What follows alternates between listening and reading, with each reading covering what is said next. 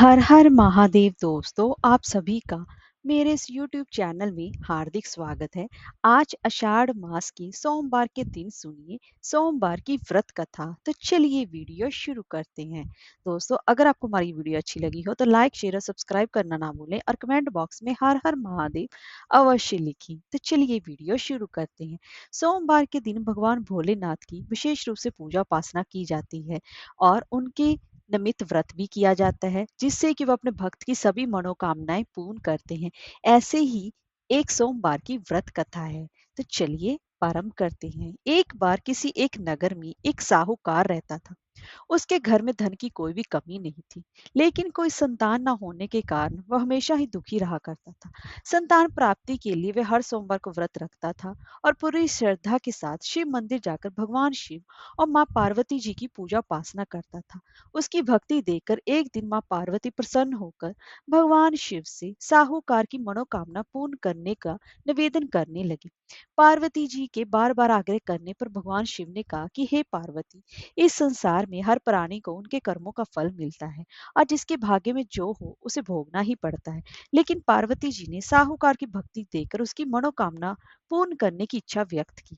माता पार्वती जी के आग्रह पर शिव जी ने साहूकार को पुत्र प्राप्ति का वरदान तो दे दिया, लेकिन उन्हें बताया कि ये बालक 12 वर्ष तक ही जीवित रहेगा।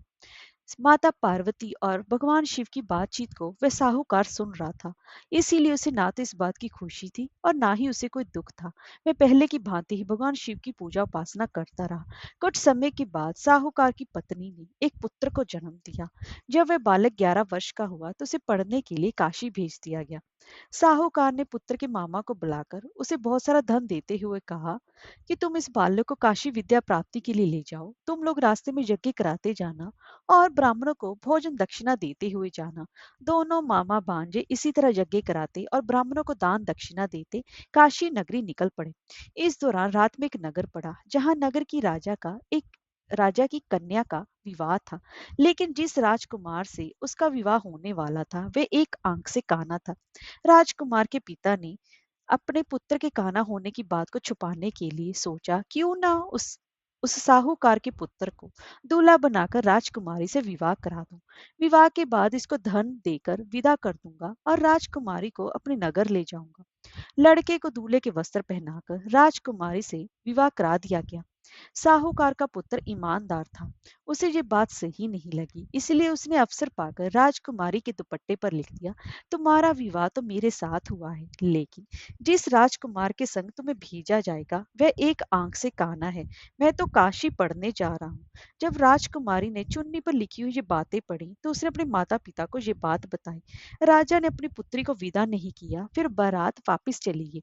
दूसरी ओर साहूकार का लड़का और मामा काशी पहुंचे और वहां जाकर उन्होंने यज्ञ किया। जिस दिन लड़का 12 साल का हुआ उस दिन भी यज्ञ का आयोजन कर रखा था। लड़के ने अपने मामा से कहा कि आज मेरी तबीयत कुछ ठीक नहीं है। मामा ने कहा कि तुम अंदर जाकर आराम कर लो। शिव जी के वरदान अनुसार कुछ ही देर में उस बालक के प्राण निकल गए।